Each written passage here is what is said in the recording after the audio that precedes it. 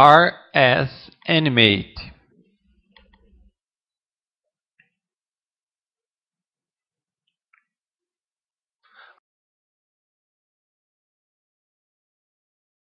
A crise do capitalismo. Seria a hora de olhar além do capitalismo para uma nova ordem social que nos permitiria viver dentro de um sistema que poderia ser responsável, justo e humano? Está bem, passamos por esta crise e existem todos os tipos de formatos explicativos e é interessante observar os diferentes gêneros. Um deles é que é tudo sobre a fragilidade humana. Quer dizer, Alan Greenspan se refugiou no fato que é a natureza humana. Ele disse, não se pode fazer nada a respeito, mas existe um mundo inteiro de explicações que dizem que o instinto predador é o instinto para dominar, os delírios dos investidores, e a ganância, e tudo mais. Então existe todo um leque de discussão sobre isso. E claro, quanto mais aprendemos sobre a rotina de Wall Street, passamos a entender que existe um pouco de verdade em tudo aquilo. O segundo gênero é o de que existem falhas institucionais, que os reguladores estavam dormindo no ponto. O sistema bancário obscuro inovou fora de sua jurisdição, etc, etc, etc. E então as instituições tiveram que ser reconfiguradas. E teve que ser um esforço global pelo G20 ou alguma coisa assim. Então olhamos para o nível das instituições e pensamos que ele falhou e que precisa ser reconfigurado. O terceiro gênero é, por assim dizer, todos estavam obcecados por uma falsa teoria. Eles leram muito Hayek e acreditavam na eficiência dos mercados. E está na hora de voltarmos a alguma coisa parecida com Keynes, ou levamos muito a sério a teoria de Hyman Minsky a respeito da inerente instabilidade das atividades financeiras. O próximo gênero diz que tudo isso tem a ver com origens culturais. Nós não ouvimos muito disso nos Estados Unidos, mas se você estiver na Alemanha ou na França, muitos dirão que isso é uma doença anglo-saxã. E isso não tem nada a ver com a gente. E eu estava no Brasil quando isso estava acontecendo, e Lula estava dizendo, bem, ele primeiro dizia, graças a Deus que os Estados Unidos estão sendo disciplinados pelo equivalente ao FMI. Nós passamos por isso 8 vezes nos últimos 25 anos. E agora é a vez dele. Fantástico, disse Lula.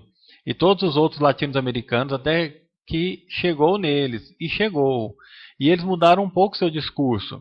Então, de um jeito ou de outro, se tornou cultural. E você pode ver isso na maneira como essa questão grega está sendo conduzida, a maneira como a imprensa alemã está dizendo, bem, isso é tipicamente grego, é um defeito do caráter grego, e existem mais um monte de sujeiras acontecendo nesse momento, mas na verdade existem vários fatores culturais que levam a isso. Por exemplo, esse fascínio dos Estados Unidos com a posse de lares, que supostamente é um valor cultural intrínseco. Então, 68% das famílias americanas são proprietárias de casas, na Suíça são apenas 22%. É claro que isso é um valor cultural americano, que encontra apoio na dedução de juros das hipotecas nos juros de imposto de renda, que é um grande subsídio, desde os anos 30 que se promove de forma bem explícita nos anos 30. Foi construído porque a teoria era de que pessoas com o compromisso da dívida de suas casas não entrariam em greve, e existe essa noção de que é uma falha política, em que a política na verdade intercedeu. Existe um tipo engraçado de aliança emergindo entre a ala Glenn Beck da Fox News e do Banco Mundial, os dois que dizem que o problema é excesso de regulamentação do tipo errado. Então existem todos esses modos e todos eles têm uma certa dose de verdade. E os escritores habilidosos vão escolher uma ou outra dessas perspectivas e escrever uma história que na verdade será uma história bem plausível sobre isso. Eu pensei comigo mesmo, bom, que tipo de história plausível posso escrever? Qual delas é nenhuma das anteriores? Que é uma das coisas que eu sempre pensei e não é difícil de fazer, particularmente quando você vem de uma perspectiva marxista. Você sabe, não existem muitas pessoas que tentam fazer essa análise de uma maneira marxista. E eu fui, na verdade, guiado para isso por essa coisa que aconteceu na Escola de Economia de Londres há mais ou menos 1 ano e meio atrás, quando Sua Majestade a Rainha perguntou aos economistas, como vocês não viram que isso ia acontecer? Ela não falou exatamente dessa forma, mas você entendeu, é um sentimento. E eles ficaram bem irritados, e ela na verdade chamou o chefe do Banco da Inglaterra e disse, como foi que você não viu que isso ia acontecer? Então a Academia Britânica promoveu isso, juntou todos esses economistas e eles vieram com essa carta fabulosa para Sua Majestade. E foi na verdade surpreendente, a carta dizia, bem, você sabe, muitas pessoas dedicadas, inteligentes e espertas passaram sua vida trabalhando em aspectos dessa coisa muito seriamente. Mas uma coisa que a gente esqueceu foi o risco sistêmico. Que ela disse o quê?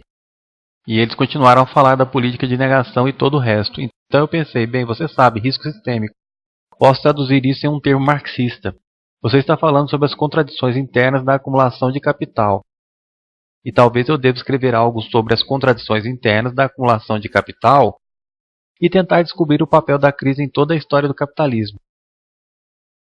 E o que é específico e especial nessa crise dessa vez?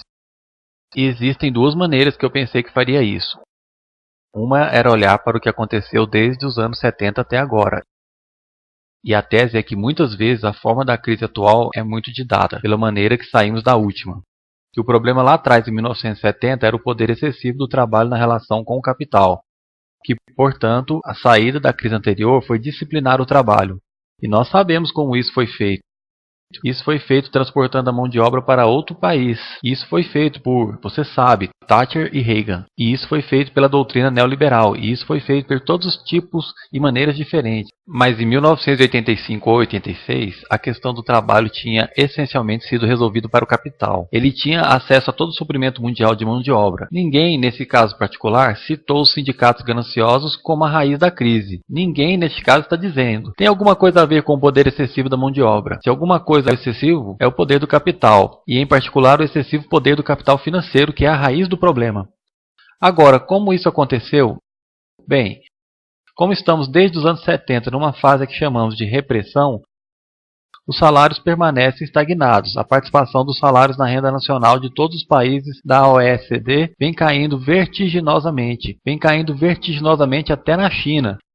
Então, cada vez menos o trabalho está sendo pago em forma de salários. Bem, salários acabam por ser também dinheiro que compram bens.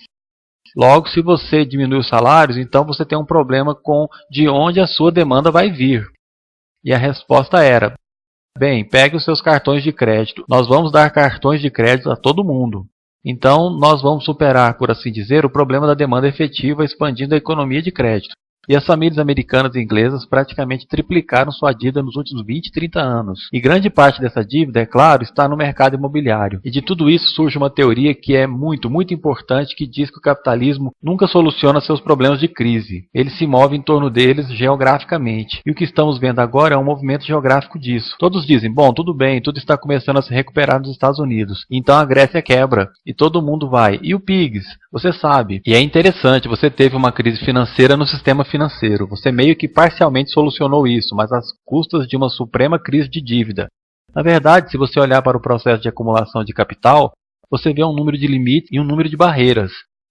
E tem uma linguagem maravilhosa que Marx usa no Grundrisse, no qual ele fala sobre como o capital não pode sustentar um limite. Ele tem que transformar isso em uma barreira que ele então rodeia ou transcende. Daí, quando você observa o processo de acumulação, você percebe onde as barreiras e limites poderiam estar. E um modo simples de olhar para isso é dizer: veja, o processo de circulação típico da acumulação é assim.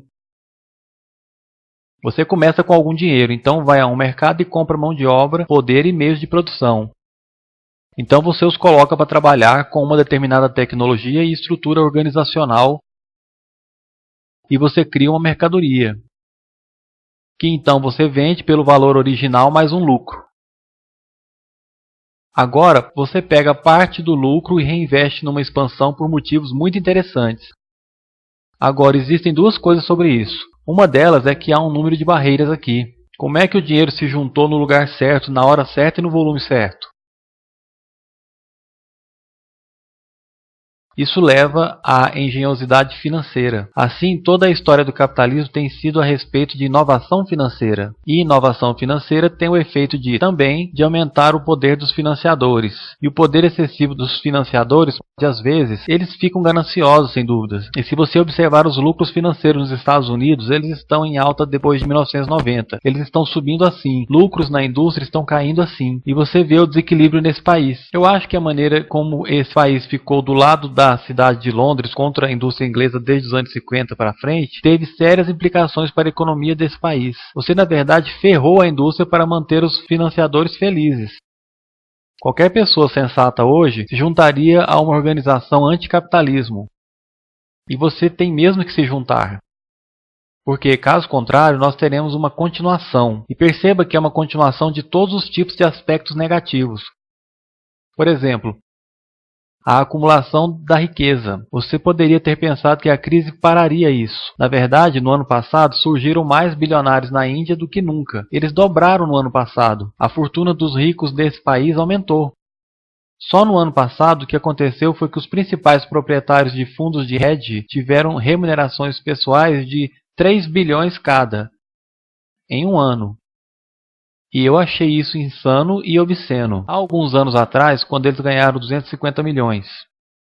Mas agora eles estão faturando na faixa de 3 bilhões. Esse não é o mundo que eu quero viver. E se você quiser viver nesse mundo, fique à vontade. Eu não nos vejo debatendo e discutindo isso. Eu não tenho as soluções. Eu acho que eu sei qual é a natureza do problema. E a menos que estejamos preparados para ter uma discussão bem ampla, isso foge de você, se você sabe.